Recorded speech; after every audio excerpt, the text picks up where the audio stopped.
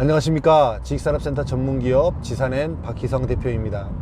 2019년 10월 31일 목요일 퇴근길 영상입니다.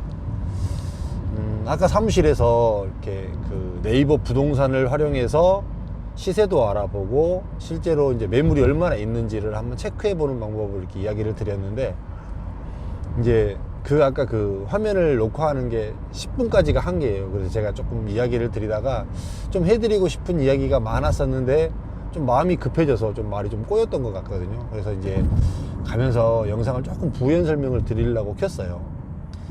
여러분들이 이제 지식산업센터를 투자를 하시잖아요. 투자를 하시려고 보시면 사실은 정보를 얻기가 정말 어렵잖아요. 저처럼 이렇게 이야기를 해주는 사람도 물론 있지만 거의 대부분 어떤 객관적인 판단, 객관적인 근거, 이거를 어떻게 제시받고 데이터를 내보고 비교 분석해 볼 수 있는 자료가 사실상 전무하다고 봐야 돼요. 여러분들이 분양을 받으실 때는. 근데 이 지식산업센터, 이 부동산, 네이버 부동산만을 통해서도 얼마든지 그 주변 시세가 얼마고, 실질적으로 만약에 지식산업센터가 없는 지역 같으면 그 지역의 오피스, 그냥 사무실로 나가는 지역의 시세가 얼마인지, 그 다음에 이런 오피스 같은 것들의 매매 가격은 얼마인지를 알아볼 수가 있다라는 이야기예요.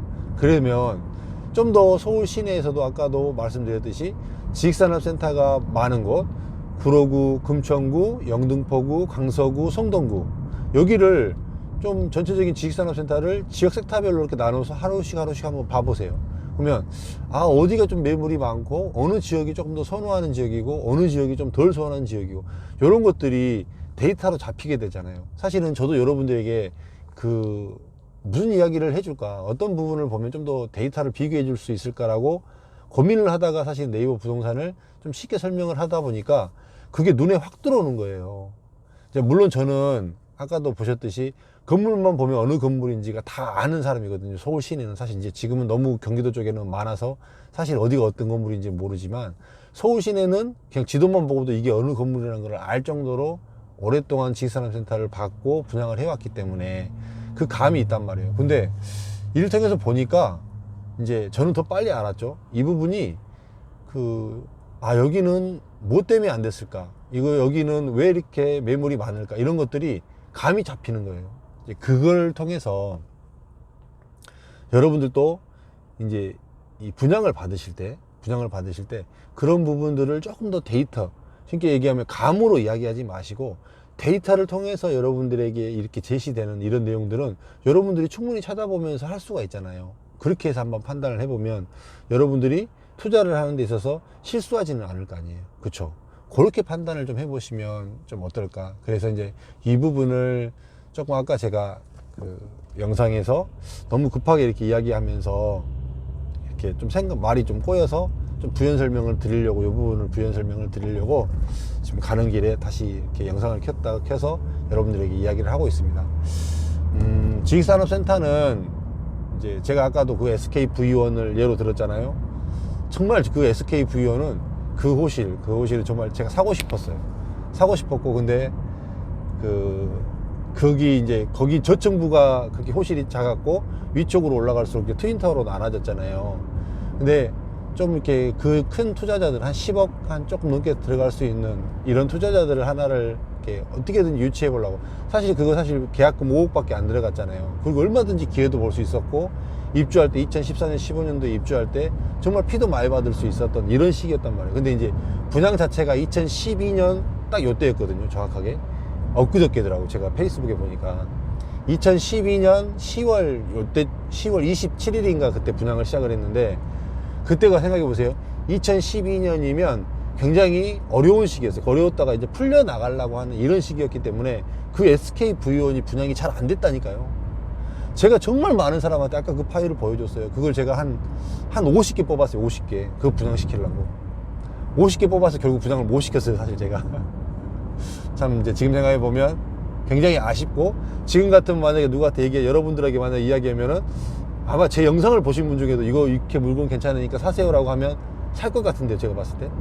근데 그렇게 분양이 어려웠던 시절이었단 말이에요. 근데 그런 시기에 또 들어간 사람들이 그렇게 득을 보았잖아요.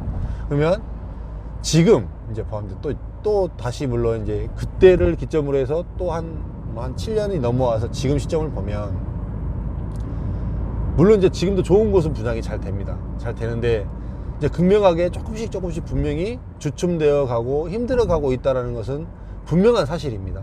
이런 시기에 제가 늘 이야기를 했듯이, 이런 시기에 투자하는 사람으로서는 굉장히 좋은 물건을 잡을 수도 있고, 여러분들이 거의 소액 투자이기 때문에 뭐 시절이 좋을 때 어떻게 한 칸 두 칸 살 수 있는 거는 거의 못 사는 경우도 많아요. 거의 이제 그때 좀 분양이 올라오고 좋은 시절이 되면 거의 대부분 돈 많은 투자자들이 들어와갖고 뭐 반개짜리씩 사버리고 한 개짜리씩 사버리고 이런 상황이 생기기 때문에 진짜 기회가 안 간단 말이에요. 나중에 프리미엄 주고 사야 되고 이런 상황이 생기는데, 이렇게 시절이 좀 어려워지고 그렇게 되면 이제 할인 분양을 해서도 살 수 있는 개념이 되고요.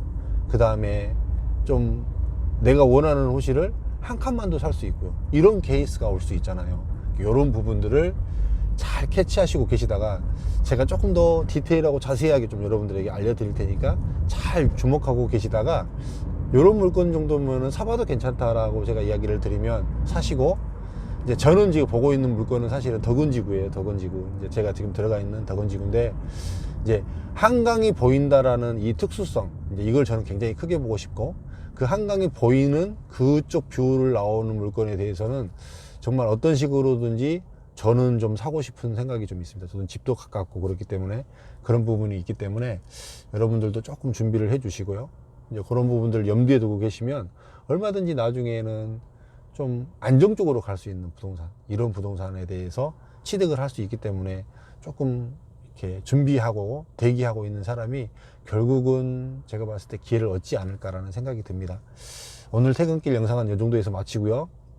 10월 31일 하면 또 10월의 마지막 날, 또 시대가 또 비슷하시니까 아시죠? 또 우리 또 이용 형아께서 그 노래를 불러서 또 굉장히 특별한 날이 된 10월의 마지막 밤입니다. 잘 보내시고 또 집에서 행복하게 아이들과 집사람과 이렇게 저도 보내고, 또 내일 아침에 또 행복한 얼굴로 다시 뵙도록 하겠습니다. 감사합니다. 편히 쉬십시오.